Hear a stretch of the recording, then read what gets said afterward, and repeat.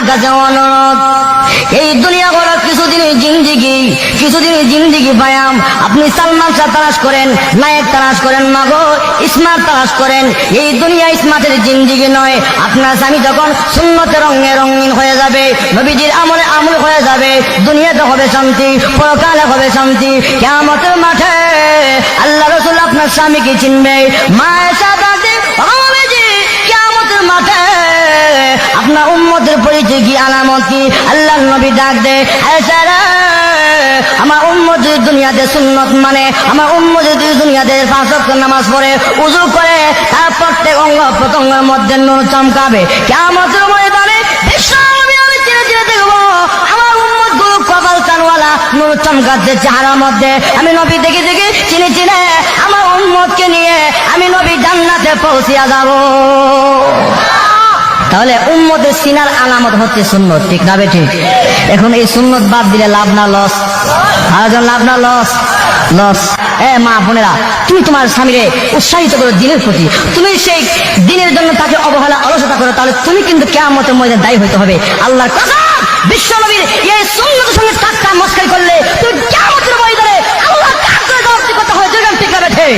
কিছু চেয়ে আল্লাহর নবীকে প্রাধান্য দিতেন। যেরকম মারহাবা, কি প্রাধান্য? আল্লাহ নবী পত্র দিল, এক যুদ্ধে যেতে হবে, হুযায়ফার কাছে পত্র লিখেছে, যুদ্ধের মধ্যে তুমি প্রথম সেনাপতি, প্রথম আমির যেতে হবে। ওই পত্র পাওয়ার সঙ্গে সঙ্গে আল্লাহ নবী সাহাবী হুযায়ফা রাদিয়াল্লাহু তাআলা নাম, উনি যখন পত্র পাইলেন চুমা দিলেন, গালে লাগাইলেন, চোখে লাগাইলেন। হুযায়ফা রাদিয়াল্লাহু তাআলা আনহু এই অবস্থা বিয়ের মসজিদের মধ্যে শুধু ইজাব কবুল করেছে। ইজাব কবুল করার সঙ্গে সঙ্গে হুযায়ফা রাদিয়াল্লাহু তাআলা মসজিদ থেকে উঠে যায়। মসজিদের লোকেরা ডেকে ডেকে বলল, হুযায়ফা রে, তুমি কোথায় চলে যাচ্ছ? আমি চলে যাচ্ছি, বিশ্ব নবী, মায়ার নবী, রহমতের নবী আমাকে পত্র দিয়েছে, আমি আর বিলম্ব করতে পারি না। রে হুযায়ফা, নবী সুন্নত হিসাবে বিবিকে দেখে যাও, স্ত্রীর দেখে যাও না, বিশ্ব নবীকে ওনার সঙ্গে আমার বেয়াদবি হয়ে যাবে। আমি যদি বিলম্ব করি আর নবী যদি বিরক্ত হয়ে যায়, আমি হুযায়ফা জীবন ধ্বংস হয়ে যাব।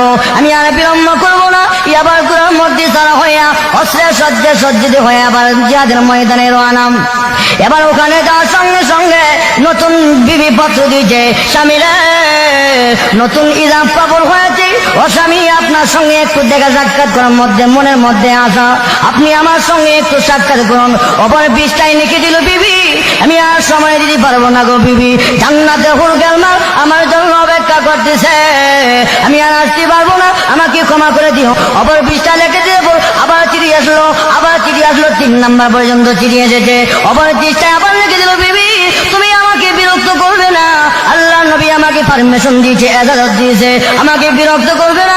আল্লাহ নবী পত্র থেকে বলল, হুযায়ফা রে, কে তোমার বারবার পত্রের মাধ্যমে বিরক্ত করতেছে? হুজুর, গতকাল কিছুদিন আগে যে আপনি আমাকে পত্র দিয়েছিলেন,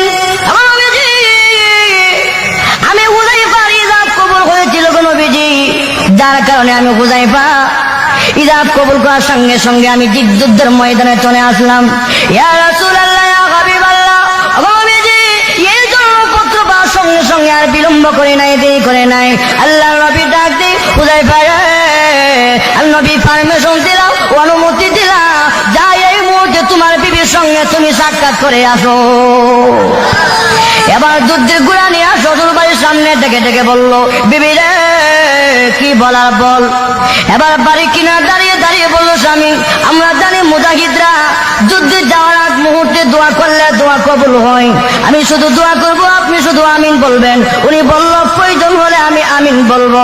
এবার স্ত্রী দোয়া করলো, প্রভু নতুন বিয়ে হয়েছে, দেখা সাক্ষাৎ হয় নাই, আল্লাহ যুদ্ধের ময়দান থেকে আমার স্বামী ফেরত এনেও।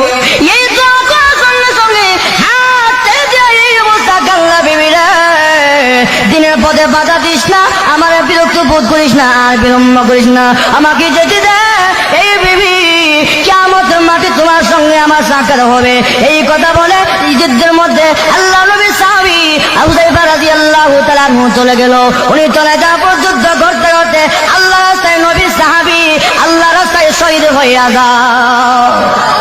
কে পরিমাণ মহাব্বত ছিল আল্লাহ এবং আল্লাহ রাসূলের প্রতি, দিনের প্রতি, যেরকম ঠিক না বেঠে। এই জন্য ভাইরা আমার, ওই সাহাবা কেরাম আল্লাহ এবং আল্লাহ রাসূলকে মহব্বত করার কারণে দাম কমছে না বাড়ছে? বাড়ছে। ডাক বলতেছিলাম, এই জন্য সুর গুহায় আবু বকর সিদ্দিক রাদিয়াল্লাহু তাআলা নবীজিরে নিজের জীবনের চেয়ে বেশি মহব্বত করছে, নবীর আমলে হয়েছে, ঠিক না বেঠে? এই আমলে হওয়ার কারণে এখন সেই গোত্রের ভেতরে 3 দিন 3 রাত, 3 দিন 3 রাত অবস্থান করার পর আল্লাহ নবী এখান থেকে রওনা হবে মদিনার দিকে। এই অবস্থা একজন বেঈমান কাফির সুরাকা আল্লাহ নবীকে ফলো করে নবীজির পেছনে পেছনে আসতে আক্রমণ করবে। আল্লাহ নবী ডাক দি, প্রভু গো, জালিমের জুলুম থেকে ইবাদত করো। দোয়া করার সঙ্গে সঙ্গে ইয়ামার সুরাকা দেখাচ্ছি গুড়া নিয়ে নিচে ডাকতে শুরু করছে। সুবহানাল্লাহ, নিচে ডাকতেছি। সুরাকা বলে, ইয়া রাসূলুল্লাহ, আমি মাফ চাই, ক্ষমা চাই, হুজুর ভুল করছি। একবার দুবার তৃতীয়বার পর্যন্ত আসতেছিল। শেষ পর্যন্ত কেউ বলে মুসলমান হয়েছে, কেউ বলে মুসলমান হন নাই, তবে নবীজিকে আর আক্রমণ করে নাই, চলে যায়। এই অবস্থা আল্লাহ নবী মদিনার দিকে যাচ্ছে। ইতিহাসের কিতাবে লেখছে যে সাহাবা কেরাম মদিনার লোকেরা রাসূলের আগমন উপলক্ষে এত আনন্দ উল্লাস জীবনে কোনোদিন এমন আনন্দ উল্লাস করে নাই। সুবহানাল্লাহ। প্রত্যেক দিন মদিনার বর্ডারে এসে সকলে দাঁড়িয়ে থাকি, কোন দিন বিশ্ব নবী আসবে, মদিনা ধন্য হবে। সুবহানাল্লাহ। আল্লাহ নবী মদিনা অবস্থা তার সঙ্গে সঙ্গে মদিনার ঘর থেকে আওয়াজ হলো, হালুম্মা ইয়া রাসূলুল্লাহ, হালুম্মা ইয়া রাসূলুল্লাহ। ও নবীজি, আমার ঘরে আসেন, আমার ঘরে আসেন। আল্লাহ নবী ডাক দেয়, এ মদিনার লোকেরা, আমি নবী কার ঘরে যাব? এক ঘরে গেলে অন্য ঘর মলিন হবে, এই জন্য তোমরা এক কাজ করো, আল্লাহ হুকুমে আমি যাব, তোমরা মন ঘাবড়াবে না। মদিনার ছেলে মেয়েরা এত আনন্দ উল্লাস। আল্লাহ নবীর মনে আঘাত ছিল, কি আঘাত? বিশ্ব নবীর জন্মস্থান ছেড়ে দিয়া, খানা কাবা ছেড়ে দিয়া আল্লাহ নবী মদিনা আসলো। মদিনার ছেলে মেয়েরা নবীজিকে দেখে এত আনন্দ উল্লাস।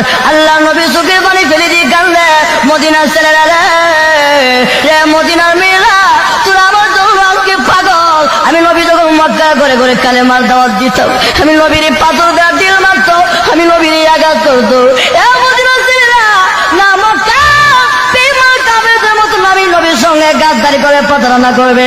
সকলেই ডাক দিয়া, রাসূলুল্লাহ, না গো নবীজি, আমরা মক্কার ছেলে নয়, মদিনার ছেলে। আমরা ওয়াদা দিলাম গো, জীবনে কোনোদিন আপনি নবীর সঙ্গে আমরা কোনোদিন বেয়াদবি করব না।